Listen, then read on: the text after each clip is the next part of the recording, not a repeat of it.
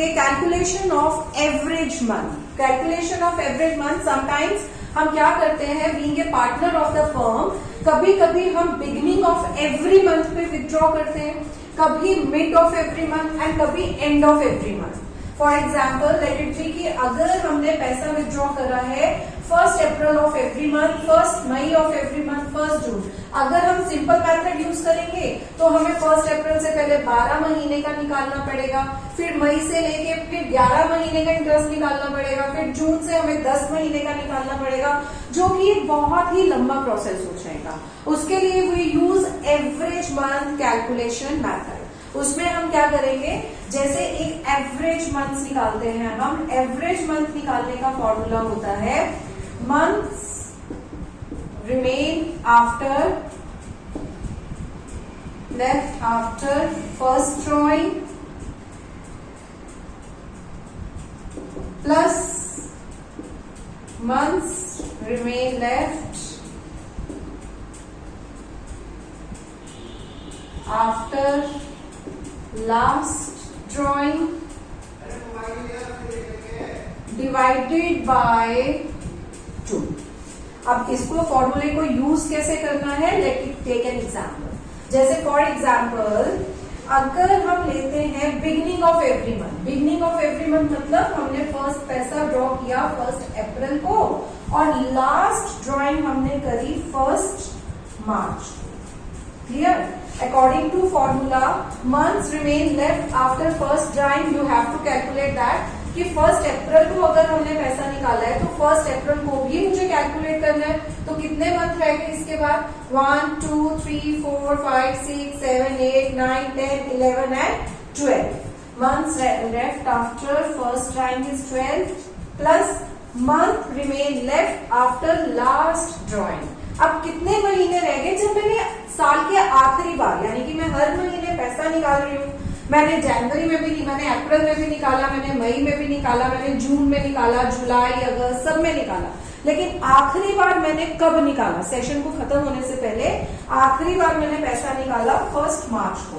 तो जो 1 मार्च को मैंने पैसा निकाला तो इट मीन्स कि मुझे पूरा 1 मंथ का भी एक और इंटरेस्ट ऑन ड्राइंग जो है वो देना है। तो यहाँ पे क्या आ गया, 12 प्लस लास्ट ड्राइंग के बाद कितना टाइम रहा, 1 मंथ, और यहाँ पे आ गया 13/2 दैट इज इक्वल टू 6.5। तो हमारे पहले केस में यहाँ पे क्या आ जाएगा, जब भी हम कैलकुलेट करेंगे कि बिगिनिंग ऑफ एवरी मंथ हमने निकाला है, but the case will be कि आपने इक्वल इंटरवल्स और इक्वल अमाउंट निकाला है। फॉर एग्जाम्पल अगर मैंने 1 अप्रैल में 2000 निकाला है तो 1 मई को भी मैंने 2000 निकाला है, 1 जून को भी मैंने 2000 निकाला है एंड सो ऑन, 1 मार्च को भी मैंने 2000 ही निकाला है। लेकिन अगर केस आता है कि मैंने 1 अप्रैल को 2000 निकाला है और 1 मई को 4000 निकाला है, तब ये मेथड यूज नहीं होगा, तब हम नॉर्मली सिंपल मेथड यूज करेंगे।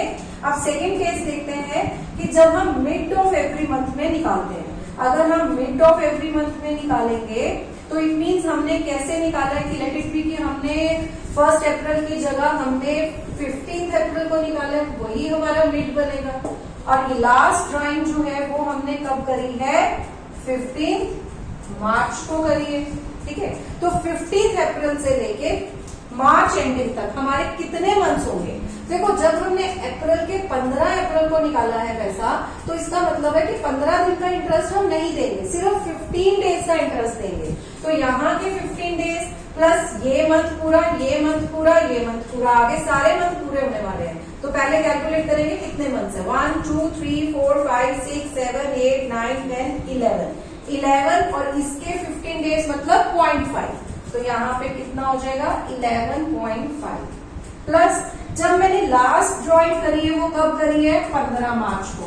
तो अगर मैंने 15 मार्च को करी है लास्ट ड्राइंग, तो इसका मतलब क्या हुआ कि मेरे पास सिर्फ 15 दिन है जिसका मेरे को इंटरेस्ट जो है वो देना है, यानी कि 0.5 अपॉन 2। तो ये कितना हो जाएगा, 12/2 इज इक्वल टू 6। तो यहाँ पे एवरेज मंथ कितना निकल जाएगा, 6। ये आप याद भी कर सकते हो, बिगनिंग ऑफ एवरी मंथ होगा तो average month is 6.5, mid of every month है तो एवरेज मंथ इज 6। अब थर्ड केस है एंड ऑफ एवरी मंथ। अगर हम अमाउंट जो है वो एंड ऑफ एवरी मंथ पे निकालते हैं तो हम कैसे कैलकुलेट करेंगे।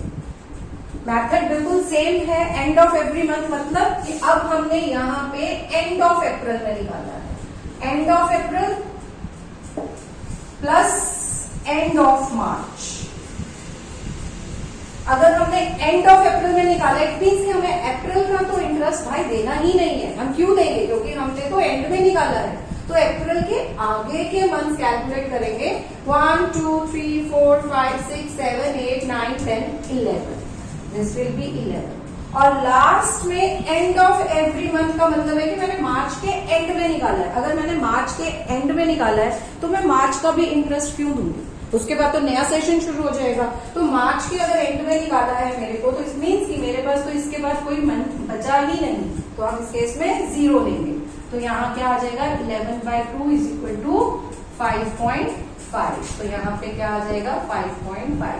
तो ये छोटी सी चीज आपने याद रखनी है कि अगर इक्वल अमाउंट जो है वो हम इक्वल इंटरवल्स ऑफ टाइम पे ड्रॉ करते हैं, तब हम फॉर्मूला में एवरेज मंथ लेते हैं। एंड एवरेज मंथ अगर बिगनिंग ऑफ मंथ में हमने विथड्रॉ करा है अमाउंट, तो वो 6.5 होगा। मिड ऑफ एवरी मंथ में लिए तो वो 6 होगा। एंड ऑफ एवरी मंथ में लिए तो वो 5.5 होगा। ये आप लर्न कर सकते हो, लेकिन अगर इनकेस आप कभी भूल जाते हो तो आपके लिए ये छोटा सा फॉर्मूला है, months remain left after first time plus month remain left after last time upon 2। This is the average some of both the month divided by 2, that's why it is called average month method. Clear? Have a nice day. Thank you.